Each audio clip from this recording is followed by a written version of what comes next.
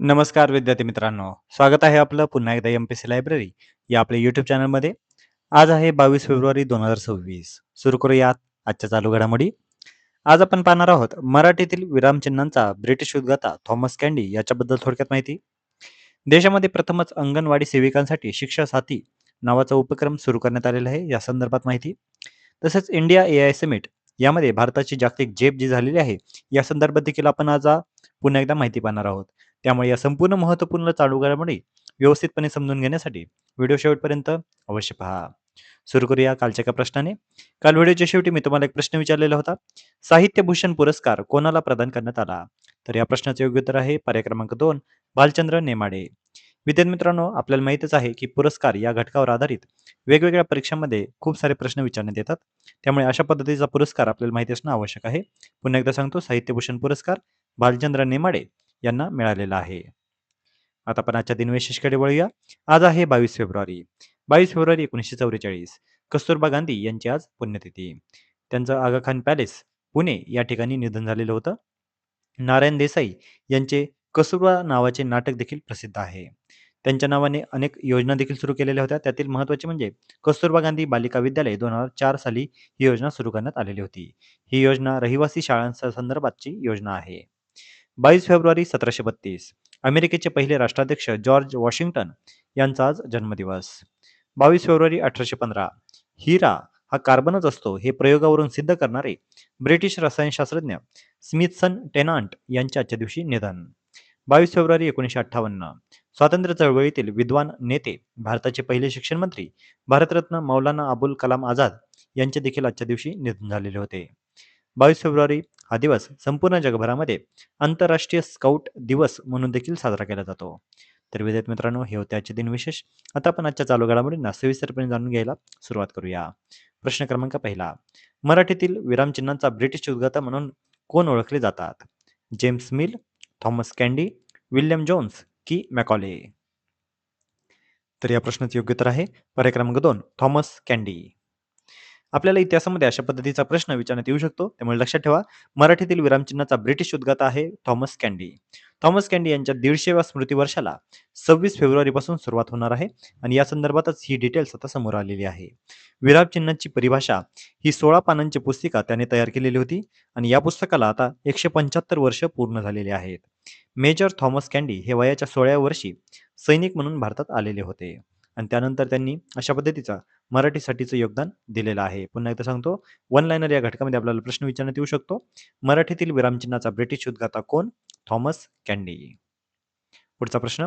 महाराष्ट्रात अंगणवाडी सेविकांसाठी सुरू करण्यात आलेले AI आधारित टूल कोणते? पोषण मित्र, आरोग्य साथी, शिक्षा साथी की बाल विकास ॲप? तर या प्रश्नाचे योग्य उत्तर आहे पर्याय क्रमांक 3, शिक्षा साथी. तर विद्यार्थी मित्रांनो, देशात प्रथमच अंगणवाडी सेविकांसाठी आता शिक्षा साथी नावाचा उपक्रम सुरू करण्यात आलेला आहे. महाराष्ट्र सरकारने अंगणवाडी सेविकांसाठी AI आधारित शिक्षा साथी हे टूल सुरू केलेले आहे. मुलांचे शिक्षण, पोषण व आरोग्य व्यवस्थापन सुलभ करण्याचा उद्देश यामागे आहे. 0 ते 6 वर्षांच्या बालकांच्या सर्वांगीण विकासावर याद्वारे भर देण्यात येणार आहे.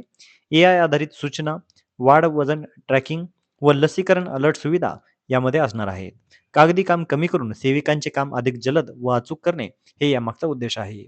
शिक्षा साथी वापरणारे महाराष्ट्र हे देशातील आता पहिलेच राज्य बनणार आहे. ICDS सेवांची गुणवत्ता सुधारण्यासाठी महत्त्वाचा उपक्रम हा असणार आहे. तसेच अजून एक ॲप आहे, कुंभदूत ॲप.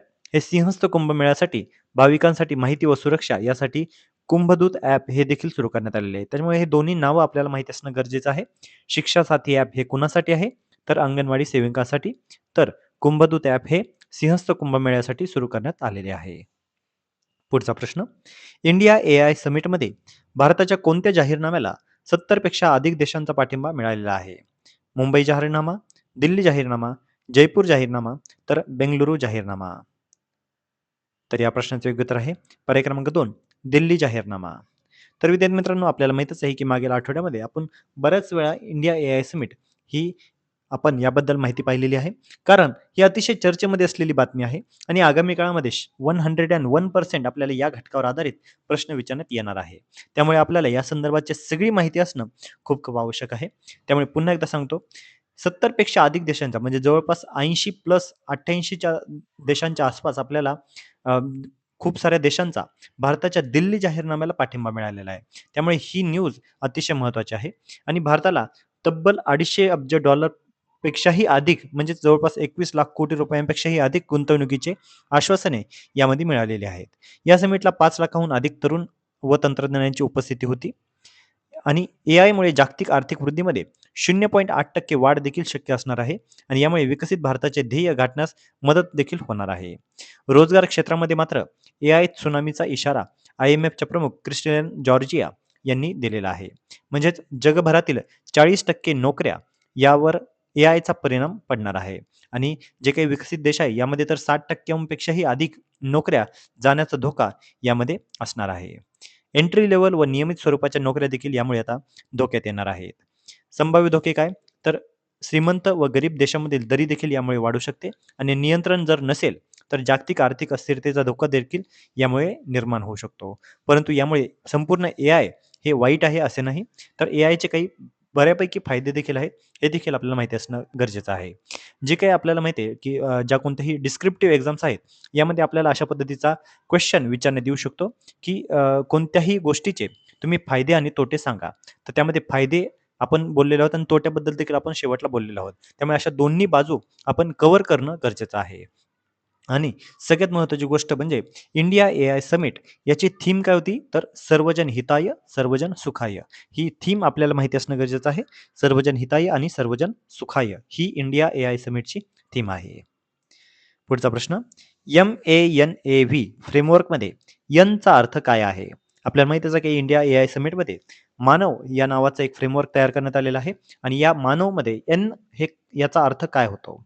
तर national security, national intelligence, network systems का नॅचरल सोव्हरेनिटी? तर या प्रश्नाचं योग्य उत्तर आहे पर्याय क्रमांक 4 नॅचरल सोव्हरेनिटी. तर मानव यामध्ये आता भारताच्या एआय विकासाचा रोडमॅप आता भारतामार्फत तयार करण्यात आलेला आहे. हा जो काही रोडमॅप आहे, हा पंतप्रधान नरेंद्र मोदी यांनी तयार केलेला आहे. 19 फेब्रुवारी 2026 या दिवशी दिल्लीतील भारत मंडपम या ठिकाणी हे फ्रेमवर्क तयार करण्यात आलेले आहे. या फ्रेमवर्कमध्ये मानव शब्दावर आधारित आहे. मानव म्हणजे काय? म्हणजे काय? तर मोरल अँड इथिकल सिस्टम्स. ए म्हणजे अकाउंटेबल गव्हर्नन्स, एन म्हणजे नॅशनल सॉव्हरेनिटी, ए म्हणजे ॲक्सेसिबल अँड इन्क्लुझिव्ह एआय आणि व्ही म्हणजे व्हॅलिड अँड लेजिटिमेट सिस्टम्स. बाजूच्या चित्रामध्ये तुम्ही याबद्दल सविस्तरपणे माहिती पाहू शकता. कारण PIBने हा फोटो जाहीर केलेला आहे. आपल्याला हा देखील माहिती असणं गरजेचं आहे. मानव आणि ह्याचा पूर्ण लाँग फॉर्म देखील माहिती असणं आवश्यक आहे. पुढचा प्रश्न, मधमाशी कॉरिडॉर या उपक्रमाचा मुख्य उद्देश काय आहे? परागीकरण वाढवणे, जलसंधारण, वाहतूक नियंत्रण की मृदाधूप रोखणे? तर या प्रश्नाचे योग्य उत्तर आहे पर्याय क्रमांक 1 परागीकरण वाढवणे.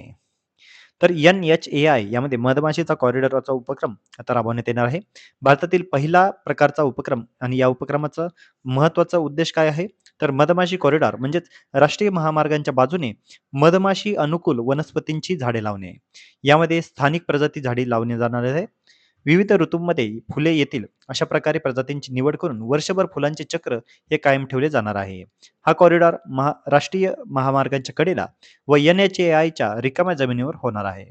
झाडांचे समूह हे 500 मीटर ते 1 किलोमीटर अंतरावर लावले जातील आणि याची अंमलबजावणीची योजना आहे 2026-27 मध्ये. आपल्याला हे माहिती असणं गरजेचं आहे आणि याद्वारे मधमाशी कॉरिडॉर यामध्ये काय होणार आहे? तर परागीकरण वाढणार आहे हे यामध्ये सांगितले जात आहे. त्यामुळे आपल्याला अशा पद्धतीचा देखील प्रश्न येऊ शकतो, हे देखील आपल्याला माहिती असणं गरजेचं आहे. तर विद्यार्थी मित्रांनो, या होत्या आजच्या चालू घडामोडी. आजच्या महत्त्वपूर्ण चालू घडामोडीवर आधारित मी आता एक प्रश्न विचारणार आहे, ज्याचं उत्तर तुम्ही सर्वांनी आता कमेंटमध्ये द्यायचं आहे. शिक्षा साथी वापरणारे भारतातील पहिले राज्य कोणते आहे? तर यासाठीचे पर्याय आहेत पर्याय क्रमांक 1 गुजरात, पर्याय क्रमांक 2 महाराष्ट्र, पर्याय क्रमांक 3 कर्नाटक की पर्याय क्रमांक 4 तामिळनाडू. आता तुम्ही सर्वांनी आता या प्रश्नाचं योग्य उत्तर कमेंटमध्ये द्यायचं आहे. जे कोणीही विद्यार्थी या प्रश्नाचं योग्य उत्तर कमेंटमध्ये देतील त्याच्या कमेंटला नक्कीच लाईक देखील देण्यात येईल. अतिशय सोपा प्रश्न आहे.